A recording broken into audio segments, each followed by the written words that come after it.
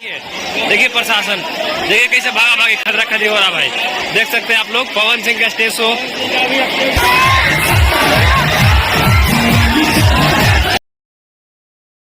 नमस्कार दोस्तों, आपको बता दें भोजपुरी के पावर स्टार पवन सिंह के स्टेज शो में हो गया है दोस्तों बवाल। तो क्या इस खबर की पूरी जानकारी बताएंगे आपको इसी वीडियो में। उससे पहले आपसे एक छोटी सी रिक्वेस्ट करना चाहूंगा, प्लीज वीडियो को लाइक कर दीजिए। चैनल पे नए हैं तो चैनल को सब्सक्राइब करके घंटे को जरूर दबाइएगा। चलिए दोस्तों, बिना समय लेते हुए आज की इस वीडियो को स्टार्ट करते हैं। दोस्तों, आपकी जानकारी के लिए बता देना चाहता हूँ, पवन सिंह एक मॉल के उद्घाटन के लिए वहाँ गए थे। मॉल के उद्घाटन के दौरान इतनी ज़्यादा संख्या में पब्लिक पवन सिंह को देखने के लिए आई है।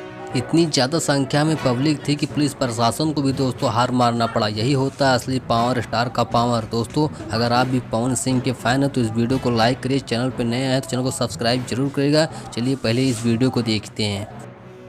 पुलिस प्रशासन से अगर कोई आगे शिकायत करे, चाहे हम हो चाहे आप हो, बदतमीजी नहीं करना चाहिए यार।